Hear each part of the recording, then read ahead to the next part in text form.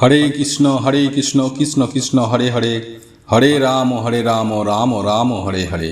নমস্কার বন্ধুরা, সুখের চাবি চ্যানেলে আপনাদের সকলকে জানাই স্বাগত। আমি আশা করি আপনারা সকলে ভগবান বা ঈশ্বরের কৃপায় ভালোই আছেন, সুস্থ আছেন। বন্ধুরা, আপনারা যদি লাইভে কিছু শিখতে চান বা জানতে চান তাহলে চ্যানেলটি সাবস্ক্রাইব অবশ্যই করুন।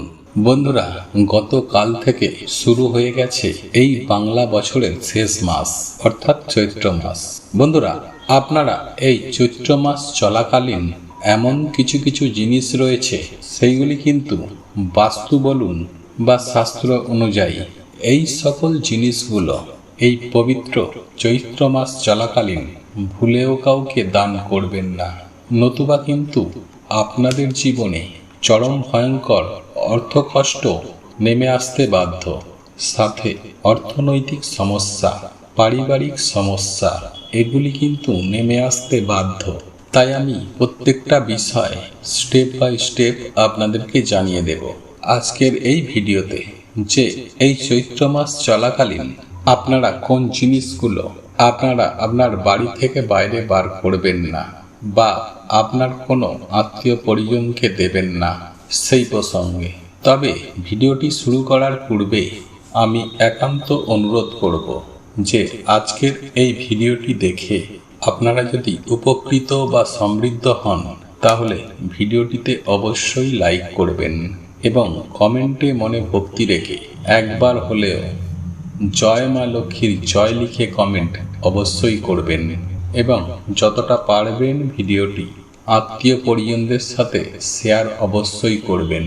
এবং এই রকমই সব বাস্তুশাস্ত্র, তন্ত্রশাস্ত্র এবং ধার্মিক সংক্রান্ত বিভিন্ন ভিডিও পেতে আমাদের এই ইউটিউব চ্যানেলটি সাবস্ক্রাইব করে পাশে থাকা বেল আইকনটি অন করে রাখবেন।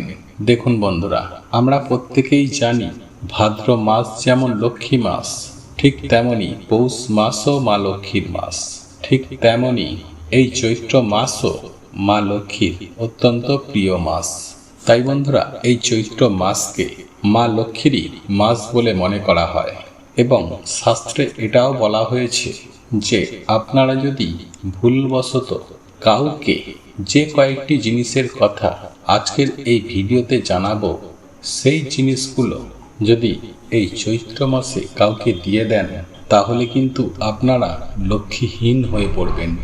কারণ ওই জিনিসগুলোর সাথে সাথে মা লক্ষ্মীও আপনার গৃহ থেকে অন্যত্র পলায়ন করবে, যার ফলে নেমে আস চরম ভয়ঙ্কর অর্থকষ্ট ও দারিদ্রতা। যাই হোক বন্ধুরা, আপনারা কোন সেই জিনিসগুলো এই চৈত্র মাস চলাকালীন কাউকে দেবেন না, আসুন এইবার জেনে নেওয়া যাক। বন্ধুরা, আমি সবার প্রথমেই আপনাদেরকে বলবো যে এই চৈত্র মাস চলাকালীন কেউ যদি আপনাদের গৃহে আসে সর্ষে চাইতে, তাহলে কখনোই কিন্তু এই সর্ষে কাউকে দেবেন না। হ্যাঁ বন্ধুরা, সেটা আপনার পাড়া প্রতিবেশী হতে পারে বা আপনার কোনো আত্মীয় পরিজনও হতে পারে বা যেই হোক। যদি আপনি আপনার নিজের ভালো চান, যদি আপনার পরিবারের আয় উন্নতি চান, তাহলে আমি আপনাদেরকে বারণ করছি যে এই চৈত্র মাস চলাকালীন সর্ষে বাড়ি থেকে বার করবেন না। এই সর্ষে যদি আপনি কাউকে দেন তাহলে আপনার অর্থনৈতিক জীবনের ওপর এর একটি দুষ্প্রভাব পড়তে পারে, যার ফলে কিন্তু আপনাদের আগামী দিনগুলো অত্যন্ত খারাপ অবস্থায় পৌঁছে যেতে পারে।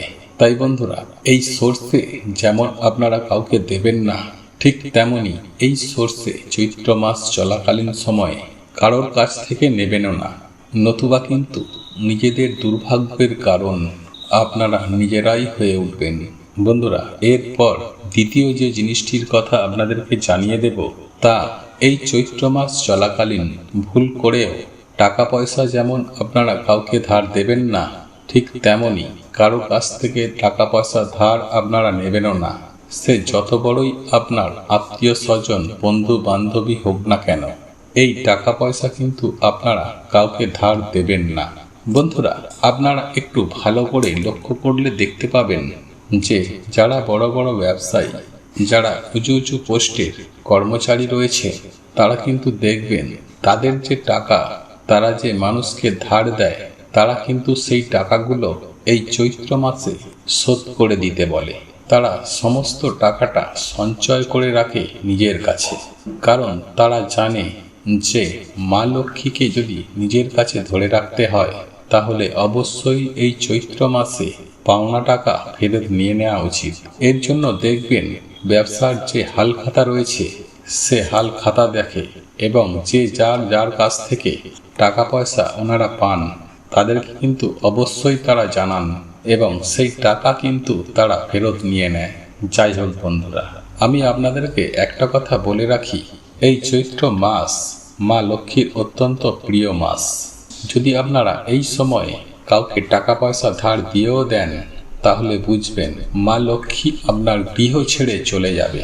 তবে হ্যাঁ, এক্ষেত্রে একটি বিষয় আপনাদেরকে বলে রাখি, যদি কোনো ঘরে এমার্জেন্সি কোনো কারণ হয়, কেউ হয়তো হসপিটালে ভর্তি হয়েছে বা কারোর হয়তো শরীর খারাপ বা কারো হয়তো হঠাৎ করে কোনো অপারেশন হবে, সেক্ষেত্রে আপনারা কিন্তু অবশ্যই অর্থ দিয়ে সাহায্য করতে পারেন, কারণ এটাকে পুণ্যের ঘরে ধরা হয়। হ্যাঁ বন্ধুরা, এতে পূর্ণ লাভ হয়। কোনো মানুষের যদি জীবনহানি হয়ে যায়, কোনো মানুষের যদি জীবন সংকটে চলে আসে, তাহলে সেক্ষেত্রে আপনারা অবশ্যই সাহায্য করবেন, কারণ সাহায্য এবং দান ধর্মের ওপর কোনো ধর্মই নেই। কিন্তু অযথা কেউ হয়তো মোবাইল কিনবে বা কেউ হয়তো অন্য কিছু একটা কিনবে, তার জন্য হয়তো আপনি কোনো টাকা বার করে দিলেন, এই রকম কাজটি আপনারা করবেন না।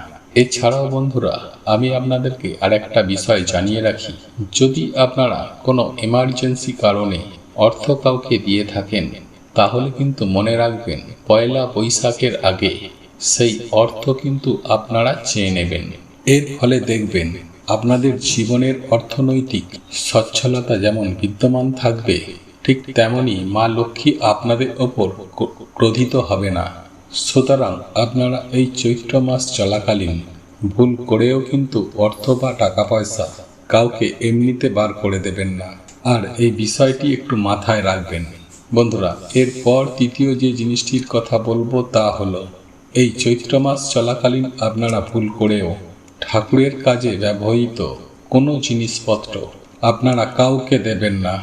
যেমন ধরুন, শঙ্খ হতে পারে, কাঁসর ঘণ্টা হতে পারে, প্রদীপ বা হয়তো ঠাকুরের কাছে ব্যবহৃত কোনো বাসনপত্র, গ্লাস হোক বাটি হোক, এই সব জিনিসগুলো কিন্তু নিজের ঘর থেকে বার করবেন না এই চৈত্র মাস চলাকালীন। দেখুন বন্ধুরা, ঠাকুরের সেবায় যে জিনিসগুলো নিয়োজিত করা হয় সেইগুলির মধ্যে কিন্তু অত্যন্ত পরিমাণে পজিটিভ এনার্জি বিদ্যমান থাকে এবং ওই জিনিসগুলোর মাধ্যমে আমাদের ঘর থাকে সুরক্ষিত। হ্যাঁ বন্ধুরা, ঘরের ভেতরে যে নেগেটিভ শক্তি রয়েছে সেই নেগেটিভ এনার্জি কিন্তু অনেক অংশেই কমে যায়।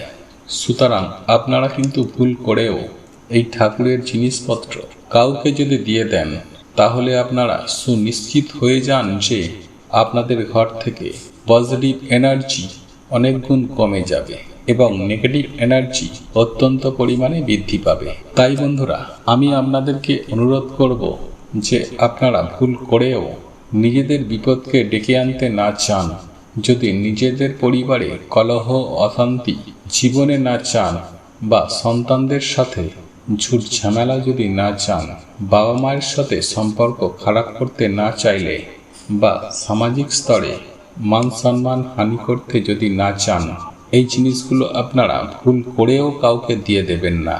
এরপর চতুর্থ যে জিনিসটির কথা বলবো তা হলো নিজের স্ত্রীর গয়নাগাটি। হ্যাঁ বন্ধুরা, অনেকেই আছে, সেটা আপনার পাড়া প্রতিবেশী হতে পারে বা হয়তো ঘরেরই কেউ লোক, সে বলতে পারে, কিন্তু বন্ধুরা আপনারা এই চৈত্র মাস চলাকালীন মেয়েদের গয়নাগাটি কারোর সাথে শেয়ার করবেন না, কারণ সোনারূপার মধ্যেও কিন্তু মা লক্ষ্মী অধিষ্ঠান করেন।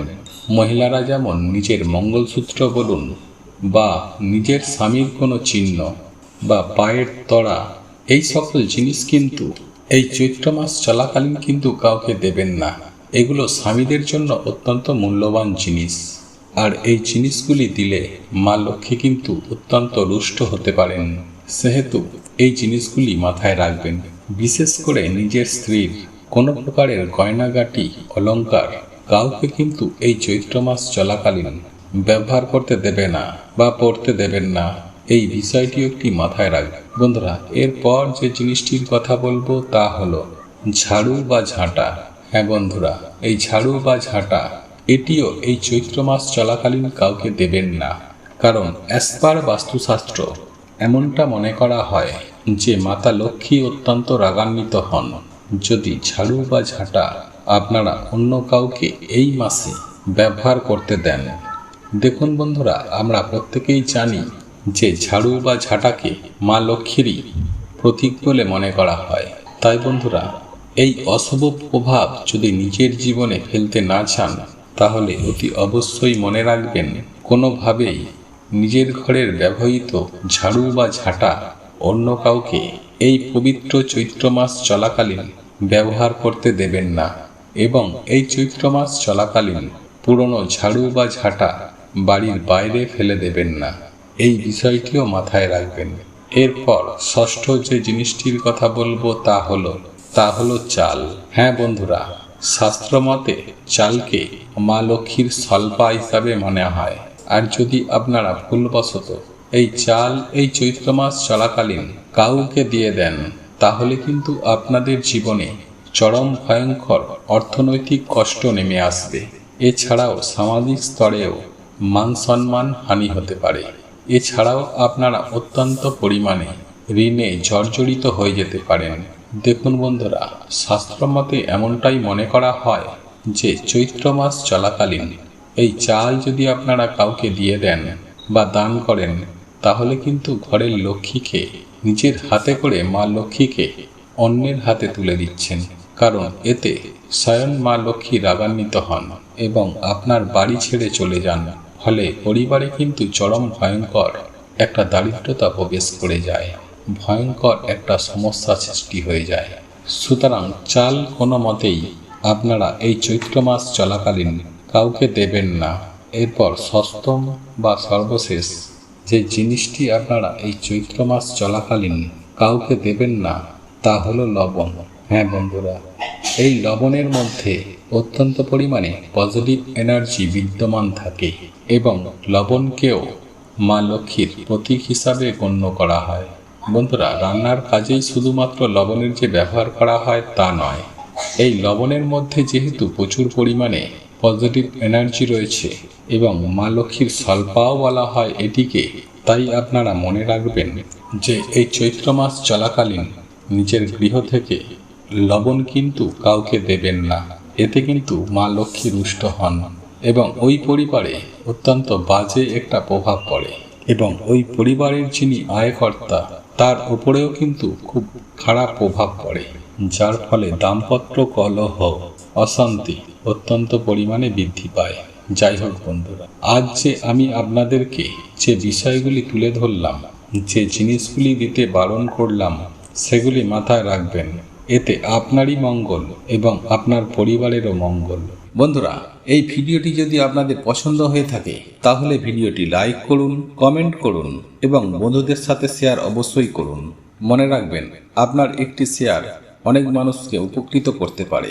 এবং আপনি যদি নতুন হয়ে থাকেন তাহলে চ্যানেলটি অতি অবশ্যই সাবস্ক্রাইব করবেন এবং পাশে থাকা নোটিফিকেশন বেল আইকনটি অন করে রাখবেন এইরূপ নিত্য নতুন ভিডিও সবার আগে পাওয়ার জন্য। ভগবান বা ঈশ্বর আপনার মঙ্গল করুক। আপনারা ভালো থাকুন, সুস্থ থাকুন।